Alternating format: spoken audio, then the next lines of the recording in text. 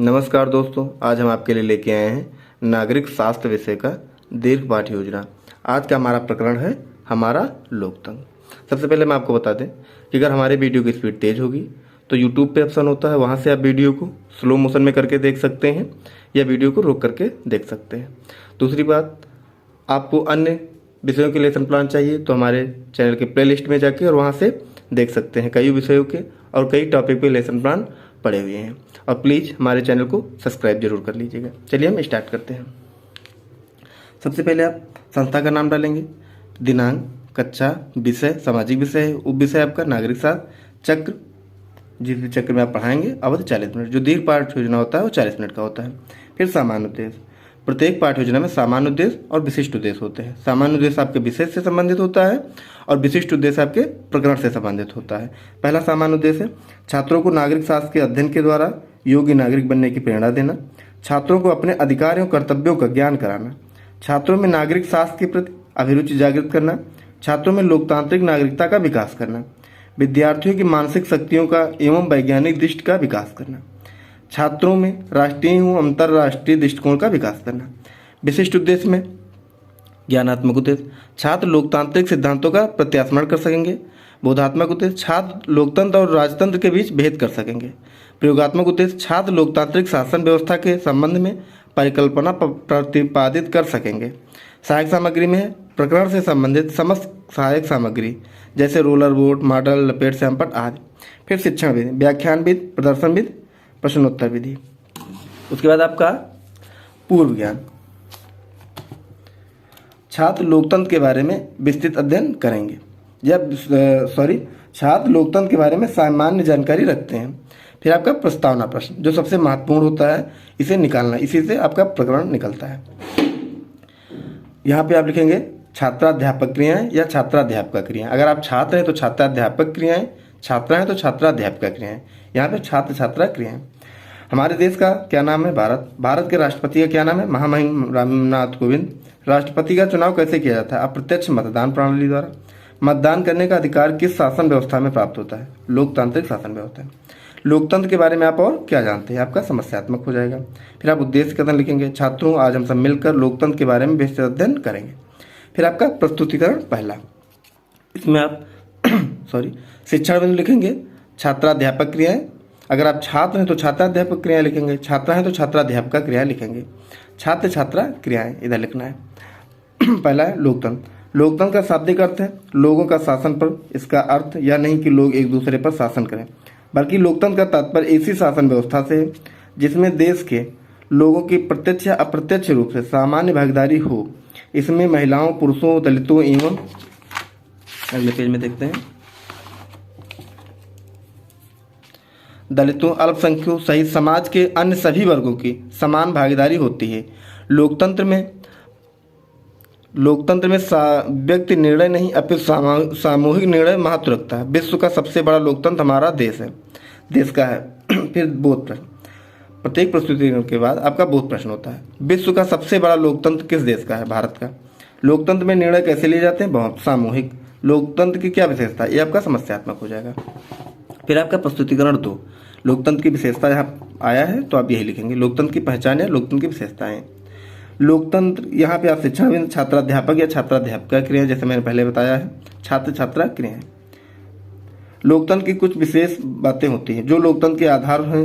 लोकतंत्र का पहला आवश्यक आधार है स्वतंत्र और निष्पक्ष चुनाव। चुनाव प्रक्रिया, नामांकन पत्र देने का अधिकार, मौलिक अधिकार, नागरिकता, मौलिक कर्तव्य तथा अन्य सारी विशेषताएं पाई जाती हैं जो हमारे लोकतंत्र का आधार है। स्वतंत्र न्यायपालिका, कार्यपालिका, व्यवस्थापिका हमारे लोकतंत्र को मजबूत आधार प्रदान करते हैं। उसके बाद आपका बोध प्रश्न आ जाएगा प्रस्तुतिकरण के बाद। फिर आपका बोध प्रश्न होगा, लोकतंत्र की प्रमुख विशेषता है स्वतंत्र और निष्पक्ष चुनाव। लोकतंत्र में लोगों की सर्वोच्च प्रतिनिधि संस्था है संसद। लोकतंत्र लोगों के द्वारा लोगों के लिए शासन क्या है? समस्यात्मक। फिर प्रस्तुतिकरण 3, लोकतंत्र लोगों के द्वारा लोगों के लिए शासन क्या है? मात्र लोकतंत्रीय ढांचे से ही सही अर्थों में लोकतंत्र सुनिश्चित नहीं होता। इसके लिए यह जरूरी है कि प्रत्येक नागरिक अपने कर्तव्यों एवं दायित्वों के प्रति जागरूक हो, वह स्वयं निर्णय लेने के लिए क्षमता रखता हो, और यह तभी संभव होगा जब वह शिक्षित एवं जागरूक होगा। शिक्षित व्यक्ति को न केवल अपने देश की समस्याओं की सही जानकारी होती है, बल्कि उनको सुलझाने में भी वह अपना योगदान दे सकता है। शिक्षित व्यक्ति किसी के बहकावे में आकर उसे वो वोट नहीं देगा। बोध प्रश्न, लोकतंत्र की परिभाषा किसने दी? अब्राहम लिंकन ने। निष्पक्ष चुनाव किसकी पहचान है? लोकतंत्र की। लोकतंत्र का भविष्य में कुछ चुनौतियां हैं, क्या हैं? ये आपका मौन या समस्यात्मक प्रश्न हो जाएगा। फिर आप प्रस्तुतिकरण 4 करेंगे। प्रस्तुतिकरण, शिक्षण बिंदु, छात्राध्यापक या छात्राध्यापिका क्रिया, छात्र छात्रा क्रिया। लोकतंत्र का भविष्य में कुछ चुनौतियां। हम सबको अपनी स्थिति में सुधार लाने के लिए जरूरी है कि हम सही नेताओं का चुनाव करें। यदि उन्हें सही नेताओं को चुनने के लिए कोई ठीक विकल्प नहीं मिलता है तो चुने हुए प्रतिनिधि अक्षम है तथा उनमें बदलाव लाने की दृढ़ इच्छा शक्ति नहीं है, तब लोकतंत्र एक अनुपयोगी व महंगा ढांचा मात्र सिद्ध होता है। अतः हमें याद रखना चाहिए कि एक जवाबदेह लोकतांत्रिक व्यवस्था लाना हमारा महत्वपूर्ण दायित्व है। इस जिम्मेदारी से हम बच नहीं सकते। हमारे लोकतंत्र में निष्पक्ष चुनाव प्रक्रिया के साथ साथ मौलिक अधिकार, राज्यों के लिए नीति निर्देशक तत्व, सरकार तथा उसके अंग हमारी शासन व्यवस्था हमारे लोकतंत्र की प्रमुख विशेषता भी है। इसके बाद आप श्यामपटकार करेंगे। श्यामपटकार में जो मेन बिंदु होंगे उनको आपको एक ब्लैक चार्ट पर लिख के चिपका देना ज़्यादा अच्छा रहेगा। हमारा लोकतंत्र, केंद्र सरकार, राज्य सरकार, स्थानीय स्वशासन। लोकतंत्र जनता का, जनता के लिए, जनता के द्वारा। भारत विश्व का सबसे बड़ा लोकतंत्र है। उसके बाद आपका निरीक्षण कार्य। छात्राध्यापक छात्रों को श्यामपट पर लिखे गए तथ्यों को उत्तर पुस्तिका पर लिखने का आदेश देगा तथा स्वयं कक्षा कक्ष में घूम कर निरीक्षण करेगा या करेगी। अगर छात्राध्यापक हैं तो आप करेंगे, छात्राध्यापिका हैं तो करेंगी या देंगी। पुनरावृत्ति प्रश्न, प्रत्येक प्रस्तुतिकरण के बाद हमने बहुत प्रश्न देखे थे, लेकिन जो सबसे लास्ट में आपका होता है वो पुनरावृत्ति प्रश्न होता है। छात्राध्यापक क्रिया या छात्राध्यापिका क्रिया, जैसे मैंने पहले बताया, अगर आप छात्र हैं तो छात्राध्यापक क्रिया, छात्रा हैं तो छात्राध्यापिका क्रिया है, छात्र छात्रा क्रिया। प्रश्न 1, विश्व का सबसे बड़ा लोकतंत्र किस देश में है? भारत का। स्वतंत्र निष्पक्ष चुनाव किसकी पहचान है? लोकतंत्र की। लोकतंत्र जनता का, जनता के लिए, जनता के द्वारा किसने कहा था? अब्राहम लिंकन ने। हमारे लोकतंत्र में क्या है? निष्पक्ष चुनाव, नागरिक अधिकार आदि। लोकतंत्र में निर्णय कैसे लिया जाता है? सामूहिक बहुमत द्वारा। फिर उसके बाद सबसे लास्ट में गृह कार्य। छात्राध्यापक छात्रों को हमारा लोकतंत्र के बारे में घर से लिखकर लाने का आदेश देगा। उसके बाद आपको यहाँ पे समालोचना लिख देना है, तो आपका लेसन प्लान कंप्लीट हो जाएगा। समालोचना में आपको कुछ नहीं लिखना है। जब आप टीचिंग करेंगे तो इस पर आपके टीचर कमेंट करेंगे या जो भी सुझाव लिखना होगा वो लिखेंगे। तो प्लीज़ आप लोग कमेंट के माध्यम से ज़रूर बताइएगा कि आज का हमारा लेसन प्लान आप लोगों को कैसा लगा।